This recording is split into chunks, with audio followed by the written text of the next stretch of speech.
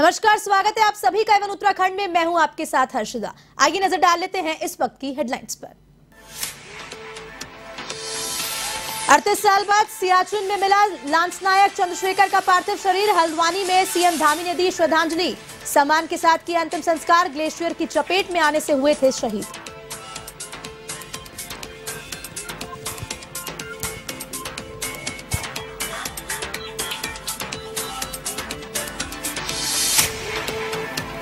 CM Dhami का कोटद्वार द्वारा अग्निवीर योजना में शामिल होने वाले युवाओं के लिए निःशुल्क रहने और खाने की व्यवस्था का किया शुभारंभ। जनसभा को भी किया संबोधित।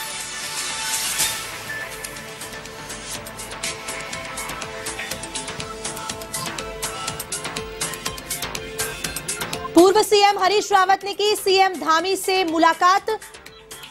जिला पंचायत के चुनाव के अलावा दूसरे मुद्दों पर भी हुई चर्चा। चुनाव को लेकर उपवास पर बैठने का ऐलान कर चुके हैं रावत।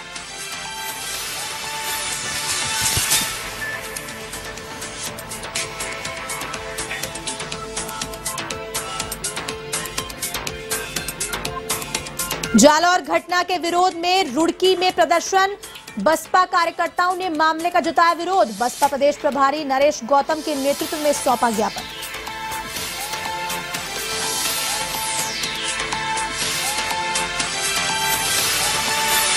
देवप्रयाग के ऋषिकेश बद्रीनाथ हाईवे पर हादसा। खाई में गिरने से एक बुजुर्ग महिला की मौत। अपने पति के साथ तीर्थ यात्रा पर आई थी महिला।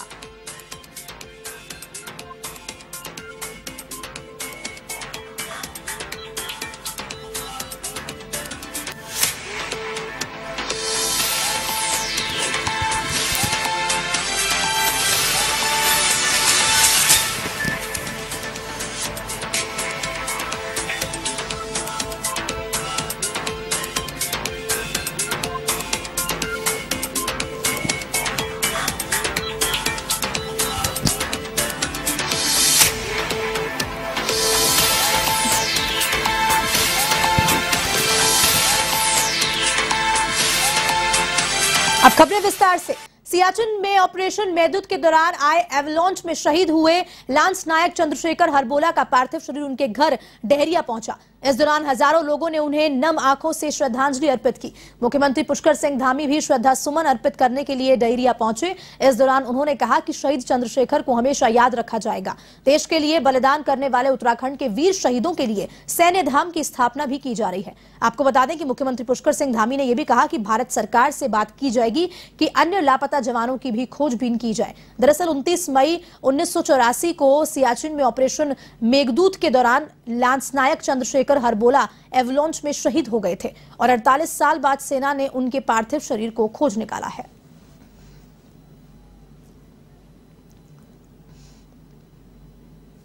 देश के लिए शहीद हो गए। आज उनका पार्थिव शरीर हल्द्वानी उनके आवास में पहुंचा है। बहुत दुखद है। उस परिवार ने बहुत कष्ट झेले हैं और उनकी आत्मा की शांति के लिए लगातार प्रार्थना करते रहे हैं और आज उनका पार्थिव शरीर यहाँ पर है। हम सब उनको प्रार्थना करते हैं, ईश्वर से प्रार्थना करते हैं।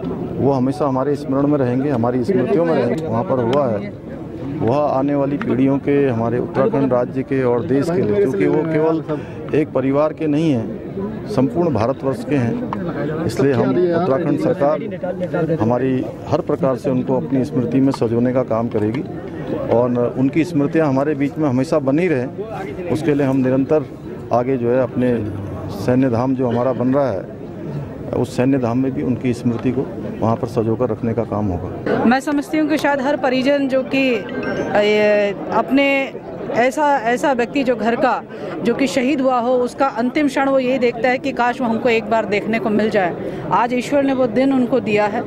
मैं और मेरे माननीय मुख्यमंत्री जी और सैनिक कल्याण मंत्री जी, हम सब लोगों ने आज श्रद्धा सुमन अर्पित किया है। उत्तराखंड के मुख्यमंत्री पुष्कर सिंह धामी का कोटद्वार पहुंचने पर बीजेपी कार्यकर्ताओं ने जमकर स्वागत किया। आपको बता दें कि गढ़वाल मंडल के जनपदों के लिए 19 अगस्त से शुरू होने जा रही अग्निपथ भर्ती योजना का मुख्यमंत्री धामी ने शुभारंभ किया। और इसी दौरान मुख्यमंत्री पुष्कर सिंह धामी ने देश के पहले सीडीएस जनरल बिपिन रावत को नमन कर उन्हें श्रद्धांजलि अर्पित की। इस अवसर पर सीएम पुष्कर सिंह धामी ने अग्निपथ भर्ती योजना में शामिल होने वाले सभी युवाओं को अपनी ओर से बधाइयां दी। सीएम पुष्कर सिंह धामी ने कहा कि प्रधानमंत्री नरेंद्र मोदी की दूरदर्शी सोच का यही परिणाम है कि आज अग्निपथ भर्ती जैसी योजना सरकार युवाओं के लिए लेकर आई है।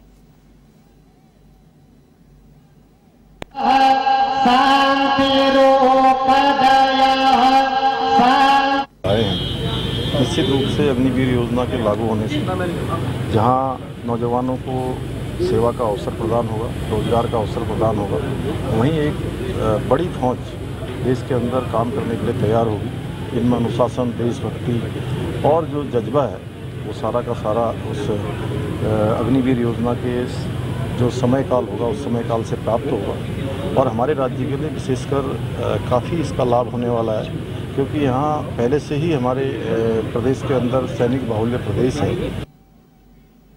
उत्तराखंड के पूर्व सीएम हरीश रावत ने देहरादून में मुख्यमंत्री पुष्कर सिंह धामी से मुलाकात की और इसी दौरान दोनों नेताओं के बीच जिला पंचायत के चुनाव के अलावा अन्य दूसरे मुद्दों पर भी चर्चा हुई। दरअसल हरीश रावत का आरोप है कि हरिद्वार में पंचायत चुनाव को लेकर लोकतंत्र की हत्या हो रही है और इसी को लेकर रावत उपवास पर बैठने का ऐलान कर चुके हैं। लेकिन इससे पहले रावत ने मुख्यमंत्री आवास पर उपवास में बैठने से पहले सीएम धामी से मुलाकात की।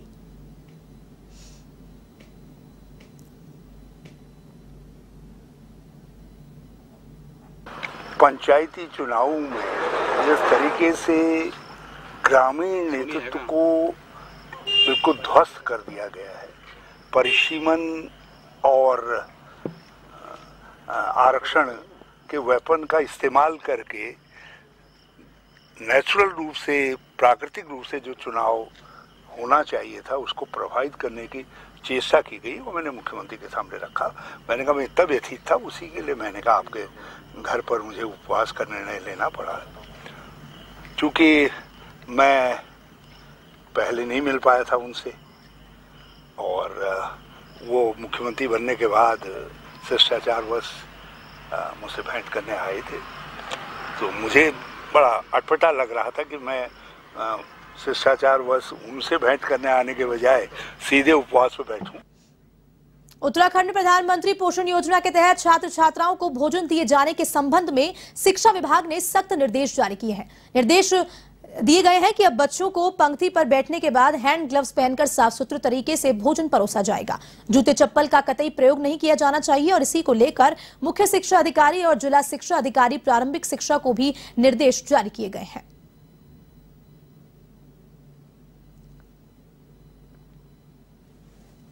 पूरे प्रदेश में अभी हमने सेंट्रल किचन 5 जगह में बनाए हैं और हमारा प्रयास ये है कि हम 95 के 95 ब्लॉकों में एक एक का सेंट्रल किचन बनाएंगे, जहाँ से कि बच्चों को जो है शुद्ध जो है भोजन भी मिल जाएगा और गर्म भोजन भी मिल जाएगा। जहाँ अभी व्यवस्था नहीं बन पा रही है वहाँ हमने स्वास्थ्य विभाग की जो गाइडलाइन है और भारत सरकार की जो गाइडलाइन है उन गाइडलाइनों को सभी भोजन माताओं को भेजा है कि वो बच्चों के खाना बनाते समय और खिलाते समय उन सारी चीज़ों का ध्यान रखें जो कि स्वास्थ्य के प्रति जो है। देहरादून में सहकारिता सम्मेलन का आगाज हुआ, जिसमें प्रदेश के सहकारिता मंत्री डॉक्टर धन सिंह रावत मौजूद रहे। इसी दौरान रावत ने प्रधानमंत्री नरेंद्र मोदी का आभार जताते हुए बताया कि प्रदेश सरकार किसानों के हित के लिए काफी प्रयास कर रही है, जिसके लिए उन किसानों को चयनित किया जाएगा जो किसान अपना व्यवसाय कर रहे हैं। उन किसानों को विदेशों में भी भेजा जाएगा ताकि वह लोग वहां पर सरकारी खर्चे में अध्ययन कर सकें और अपनी खेती में उसका उपयोग कर सकें।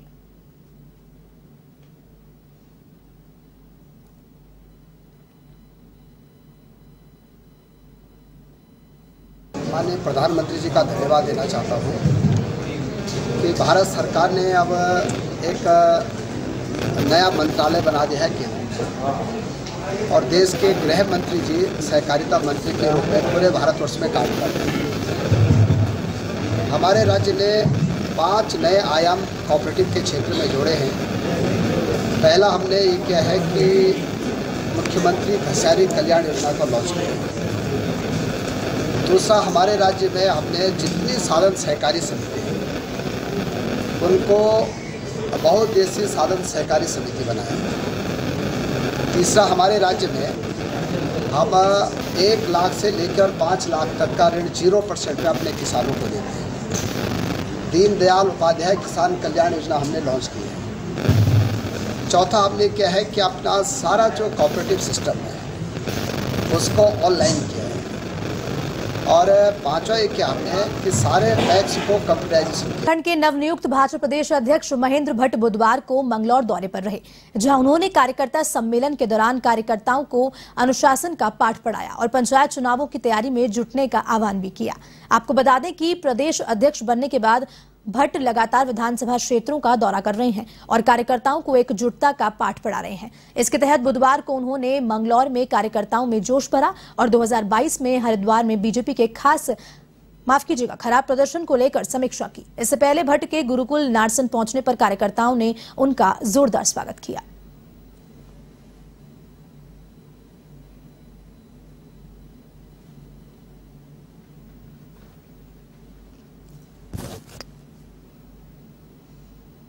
पंचायत का चुनाव है, मंगलौर विधानसभा में कार्यकर्ता उत्साहित हों, इस दृष्टि शक्ति केंद्र सही हो जाए, उससे ऊपर के सब कार्यकर्ताओं में बातचीत कर रहा हूं और यहाँ की जिला पंचायत क्षेत्र है उसमें भारतीय जनता पार्टी जीते, इसके लिए हम अपनी रणनीति को तैयार करेंगे होगा और हर क्षेत्र का प्रतिनिधित्व होगा।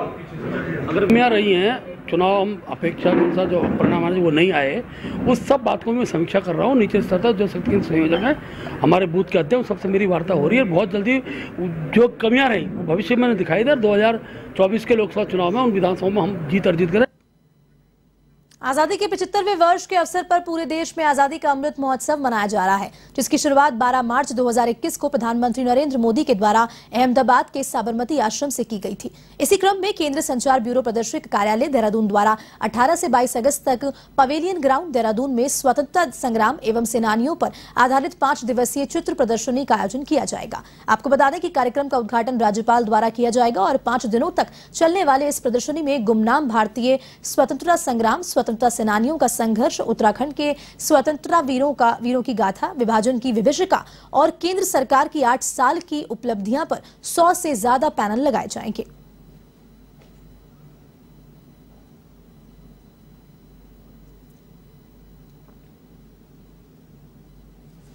तो इस पूरे क्रम में हम हर घर तिरंगा, स्वतंत्रता दिवस और आजादी का अमृत महोत्सव मना रहे हैं और इसमें सूचना एवं प्रसारण मंत्रालय देहरादून की भी एक महत्ता है और राष्ट्रीय पटल पे एक बहुत बड़ा कार्यक्रम हम देहरादून के पवेलियन ग्राउंड पे ला रहे हैं और इस पवेलियन के जरिए, इस कार्यक्रम के जरिए हम लोगों तक राष्ट्रीय और अंतर्राष्ट्रीय, राष्ट्रीय और अपने प्रदेश के उन गुमनाम स्वतंत्रता सेनानियों को प्रदेश के सभी मानस पटल पर उतारने का काम करेंगे, जिनकी योग्यता, जिनकी भूमिका, जिनका बलिदान आज सब लोगों को उस स्तर पर याद नहीं है।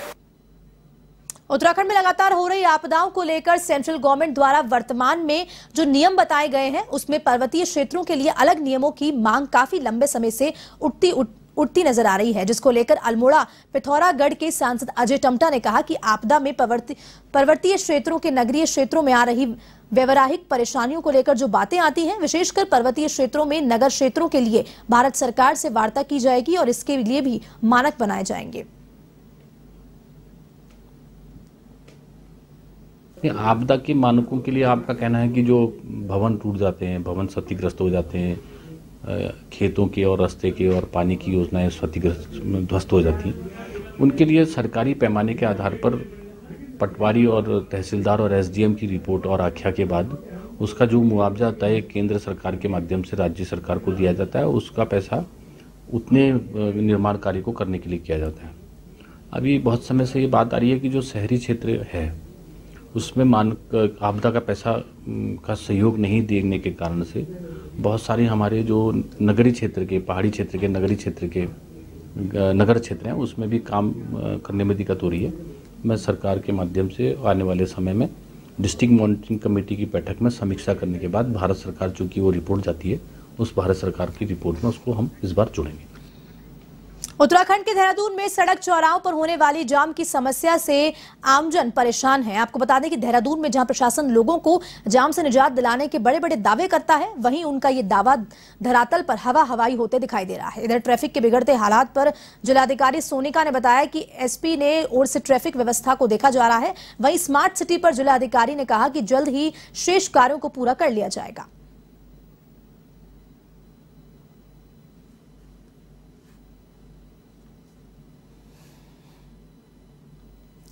ट्रैफिक की तो क्योंकि यहाँ पे एसएसपी लेवल पे इसकी समीक्षा होती है और मेरे द्वारा भी समय समय से पूछा जाता है, तो जो भी ट्रैफिक के नियम कानून हैं और जो नियम अनुसार ही चालान काटा जाता है। अगर कोई इशू होगा तो मैं वहाँ पे भी एक बार संदर्भित कर दूँगी। कार्यों के कारण जो बाधा हो रही है, किसके कारण लोगों को दिक्कत हो रही है?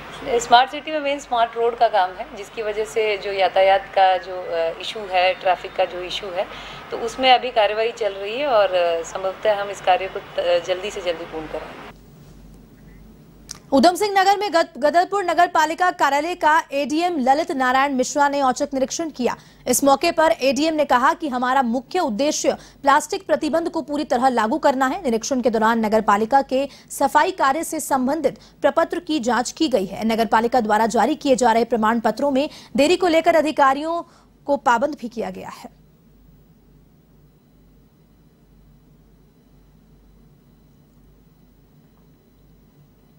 कार्यालयों का निरीक्षण होता है, तो आज यहाँ औचक निरीक्षण नगर पालिका का किया गया है, जहाँ पे इसके जो कार्यालय है और इनमें जो इनके वर्क्स हैं उनको देखा गया है। देखिए, 2-3 मुद्दे होते हैं जो किसी भी यूएलबी के लिए आवश्यक होते हैं। जैसे अभी इस समय सबसे प्राइम इंपॉर्टेंस पे चल रहा है सिंगल यूज प्लास्टिक को बैन करना, जिसपे माननीय न्यायालय के भी निर्देश हैं और भारत सरकार के भी निर्देश हैं। दूसरा होता है हमारा जो टैक्स कलेक्शन है उसमें इम्प्रूवमेंट करना, जिससे कि पालिकाएँ जो यूएलबी हैं वो वाइबल हो सके। तीसरा जो साफ़ सफाई की व्यवस्था होती है, और चौथा जो हमारा होता है जो कूड़े का डिस्पोजल वो किस तरह से हो रहा है वो देखना महत्वपूर्ण होता है। और लास्टली हम ये भी देखते हैं कि जो शहर में है वो अतिक्रमण कितना है, और ज़्यादा अतिक्रमण अगर है उसमें अतिक्रमण को प्रभावी ढंग से उसको हटाना भी होता है। तो ये हमारे यूएलबीज के मेन जो वर्क्स होते हैं उनका हमने आज निरीक्षण किया है।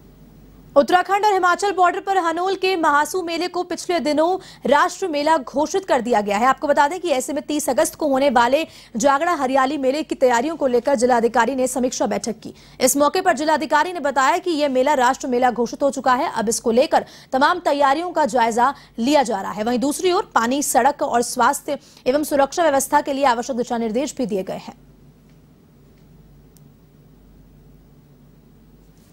बैठक थी तो 30 और 31 को वहाँ पे हनोल का जो जागड़ा होता है वहाँ पे महासू देवता जी के मंदिर में है।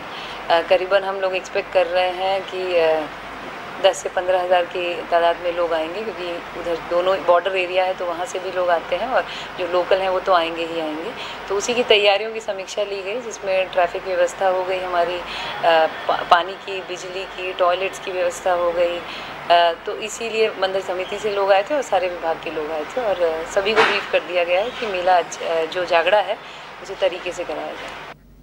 जालौर घटना के विरोध में उत्तराखंड के रुड़की में भी विरोध प्रदर्शन किया गया। आपको बता दें, नगर निगम चौक पर हजारों बसपा कार्यकर्ताओं ने घटना का विरोध किया और इसी दौरान बसपा प्रदेश प्रभारी नरेश गौतम के नेतृत्व में आक्रोश रैली एसडीएम कार्यालय पुरानी तहसील में पहुंची, जहां उन्होंने प्रधानमंत्री और राष्ट्रपति के नाम एसडीएम को ज्ञापन सौंपा। साथ ही आरोपी शिक्षक को फांसी देने की मांग की। वहीं बसपा प्रदेश अध्यक्ष आदित्य ब्रजवाल ने कहा कि आज भी देश में दलित समाज के साथ छुआछूत जैसा भेदभाव बेहद ही शर्मनाक है।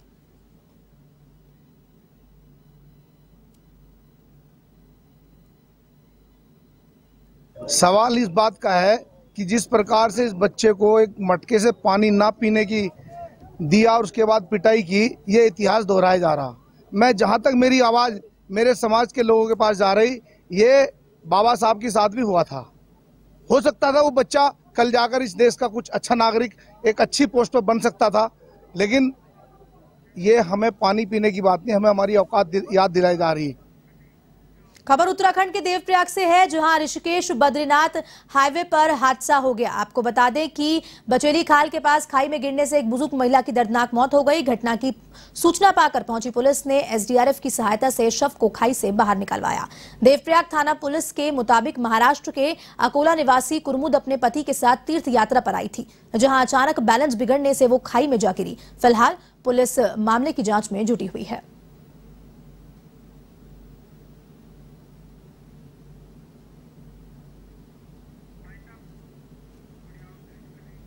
फिलहाल के लिए उत्तराखंड में इतना ही। आप देश और दुनिया की तमाम खबरों के लिए देखते रहिए A1 TV। नमस्कार।